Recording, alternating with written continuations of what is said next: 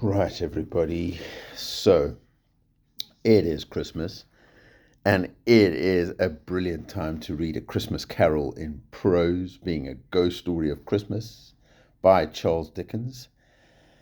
A lot of people will come across this in secondary school, but why not start now when you're in primary school? It's just a brilliant ghost story. And if you read a lot of Charles Dickens books, you could even go to the Charles Dickens Museum in London, which is amazing. So here we go. It starts off with stave one, and the chapter's called Marley's Ghost. I'm just going to read a little bit of it, just so you can get the flavor, and then I would recommend everybody just read A Christmas Carol by Charles Dickens. It is brilliant, and it's one of the places that really encouraged everybody to wish everybody else Merry Christmas and to get in the Christmas spirit. Marley's Ghost. Marley was dead, to begin with. There is no doubt whatever about that. The register of his burial was signed by the clergyman, the clerk, the undertaker, and the chief mourner.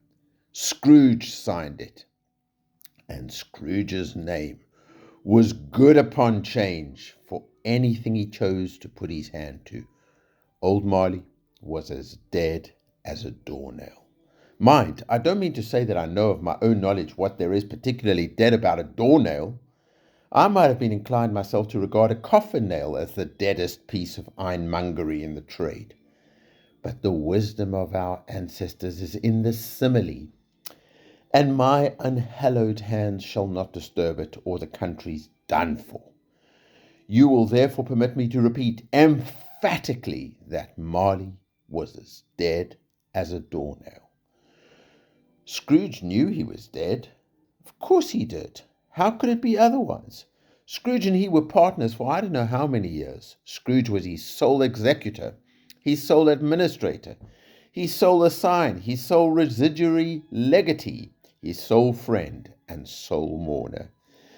And even Scrooge was not so dreadfully cut up by the sad event, but that he was an excellent man of business on the very day of the funeral, and solemnized it with an undoubted bargain. The mention of Marley's funeral brings me back to the point I started from. There is no doubt that Marley was dead. This must be distinctly understood, or nothing wonderful can come of the story I am going to relate.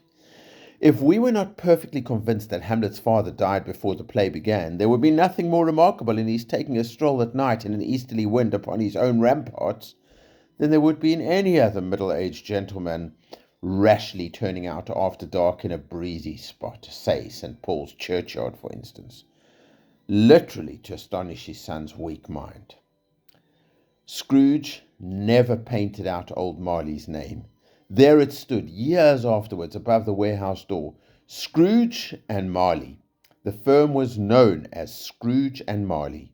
Sometimes people new to the business called Scrooge, Scrooge, and sometimes Marley, but he answered to both names. It was all the same to him. Oh, but he was a tight-fisted hand at the grindstone.